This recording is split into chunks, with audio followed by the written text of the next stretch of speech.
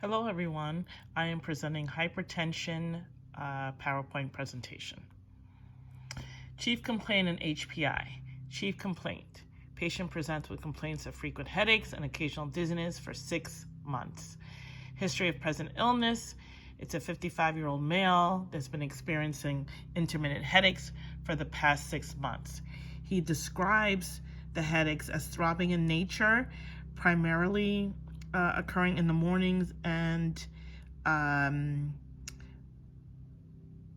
often accompanied by dizziness. He also noticed increased fatigue and occasional palpitations. Subjective. Past medical history. Hypertension was diagnosed 5 years ago. Past surgical history, he had an appendectomy in 1998. Current medications, he's on amlodipine 10 milligrams daily for the hypertension. Allergies, no known allergies. Family history, father was deceased due to an MI, and mother had hypertension and type 2 diabetes, and one of his siblings had hypertension. Social history, he's a non-smoker, occasional alcohol drinker. He's a construction contractor and no drug use. Review of systems. General, denies fever, chills. Cardiovascular, reports occasional palpitations but denies chest pain and peripheral edema. Respiratory, denies shortness of breath, wheezing and coughing. Neurological, denies numbness and or tingling to the upper and lower extremities. He does have an occasional dizziness, however. Skin, lesions, bruises, denies all of that. The skin is intact. Endocrine, denies heat and cold intolerance. Objective, vitals are stable, little hypertension, 160/95, pulse of 75, respirations of 16, temperature, he's afebrile. Physical examination, general, he appears well nourished, learn-oriented, ×3. Neurological, pupils are reactive to light and accommodation. Cranial nerves are intact. Cardiovascular, S1 and S2 are heard. No extra sounds or murmurs. Respiratory, clear lungs. Abdomen is soft, non-tender. Skin, no rashes, bruises, or lumps. And vascular, +2. Pulses throughout. Capillary refill is less than 2 seconds.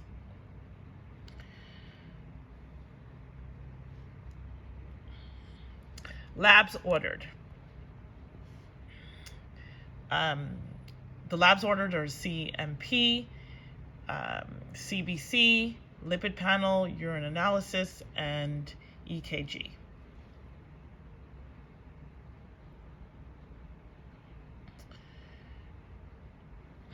Assessment. Working diagnosis is hypertension. Hypertension is referred to as high blood pressure, is a medical condition where the force of blood against the walls of the arteries is consistently too high. The working diagnosis indicates that hypertension is the primary condition being considered based on the patient's symptoms and examination findings. Differential. I was able to get 3. One is called the secondary hypertension. That refers to the high blood pressure that is caused by another medical condition. Then we have number 2 is medication noncompliance. This suggests that the patient's irregular use of any hypertensive medication may be contributing to their high blood pressure. Number 3 is the white coat syndrome. White coat hypertension, This is a phenomenon where the patient's blood pressure recordings are higher in the clinical setting. The red flags is the severe headaches, the chest pain, the shortness of breath, and the severe dizziness or fainting. Continued red flags, visual disturbances, severe fatigue, nosebleeds, and severe anxiety. The plan is to initiate antihypertensive medications. Given the patient's diagnosis of hypertension and elevated blood pressure readings, it is imperative to start the patient on antihypertensives. What's recommended are ACE inhibitors, angiotensin II receptor blockers, or diuretics. Number 2, education on medication adherence. It's important to consistently adhere to the blood pressure medications. Number 3 is lifestyle modifications. Patient adjusting to a certain lifestyle, which includes a healthy diet that are rich in fruits, vegetables, whole grains, and limiting sodium intake, and exercising for at least 30 minutes a day. That's the plan. Clinical guidelines. According to the American College of Cardiology, they're saying the key recommendations include a blood pressure of less than 120/80. Blood pressure is considered elevated when the blood pressure is greater than 120 over, when the systolic is greater than 129 and the diastolic is greater than 80. Hypertension stage is when the diastolic is between 130 and 139, and that's stage 1, and stage 2 is when the diastolic is greater than 90. Lifestyle modifications includes dietary approaches to stop hypertension, which is called the DASH diet, which includes sodium restriction, weight management, physical activity, and alcohol consumption, limiting alcohol consumption. Treatment goals, target blood pressure of less than 130/80 for most adults.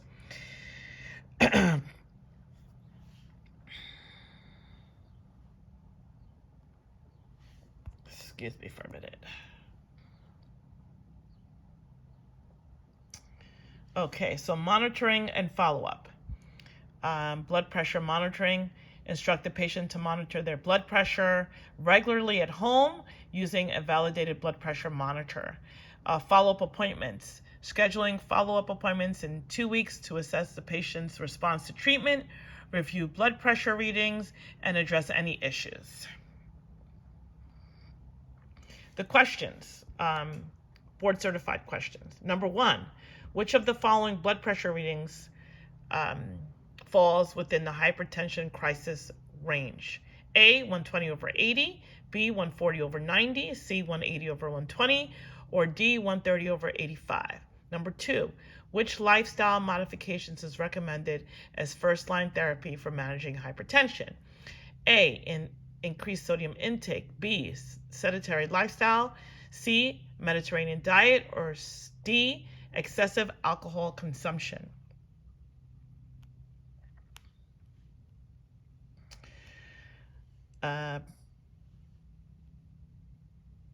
Okay, next questions are, number 3, which of the following medications commonly used as a first-line agent in the treatment of hypertension? Is it A, metformin, B, lisinopril, C, ibuprofen, or D, or D, omeprazole? Number 4, what is the recommended target blood pressure for most adults according to the American College of Cardiology Association guidelines? Is it A, a blood pressure of less than 140/90, B, 130/80, less than 130/80, C, less than 150/90, or D, less than 120/80? And number 5, which of the following conditions is a potential cause of secondary hypertension? Is it A, essential hypertension, B, type 2 diabetes, C, renal artery stenosis, or D, obesity? And that will do it. These are my references. I hope you enjoyed the PowerPoint presentation. Thank you.